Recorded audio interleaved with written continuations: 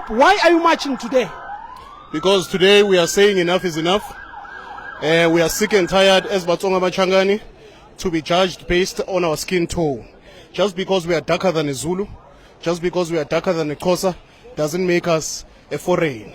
We are South Africans, we are proud of being Tsonga.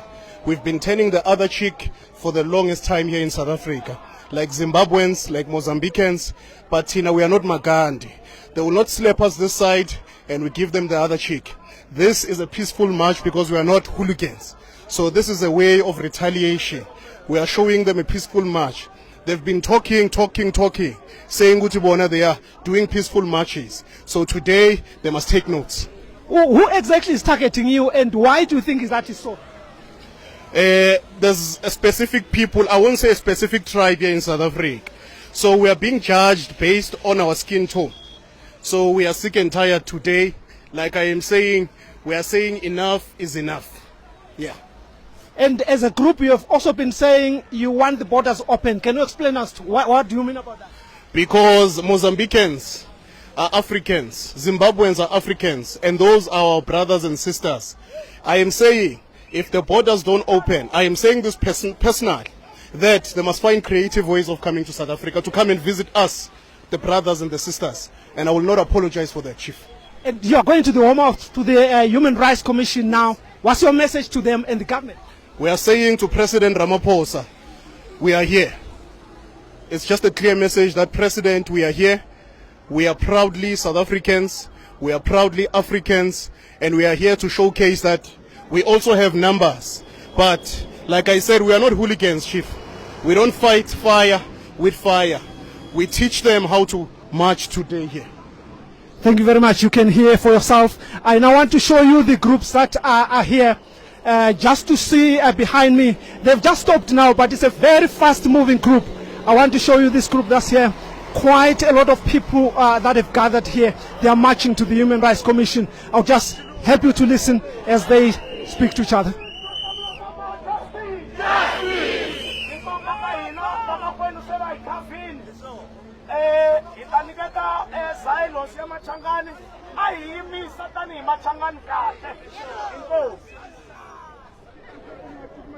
They're just about to start marching now. As you can hear, they've been giving each other slogans and directions, and of course, let's listen in again.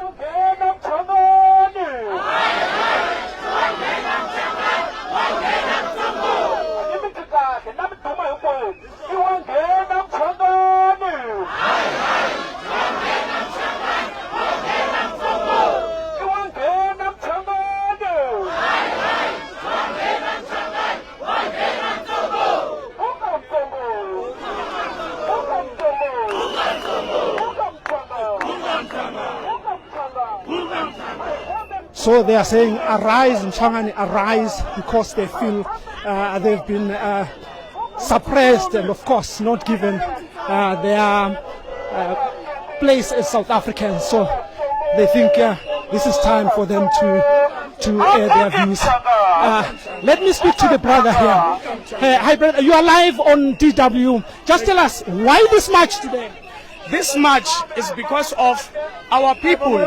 They don't feel like they belong in South Africa because of several tribalism issues that we are facing. So today, as Batsonga Machangan community, we have gathered to tell the whole world that South Africa is our home.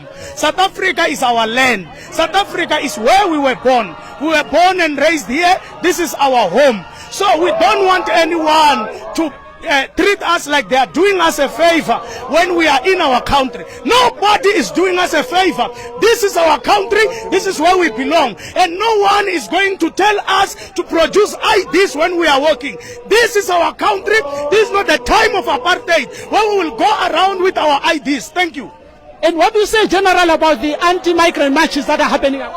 We don't have a problem with their cry. We don't have a problem. They have a genuine cry.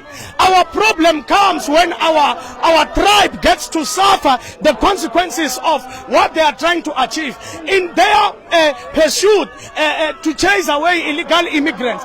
Our people are being mistaken for foreigners. So we are tired of that. We are saying enough is enough with this exclusion. We are saying to the whole of South Africa and every other tribe, no tribe is bigger than another tribe. South Africa is our home and we are all equal.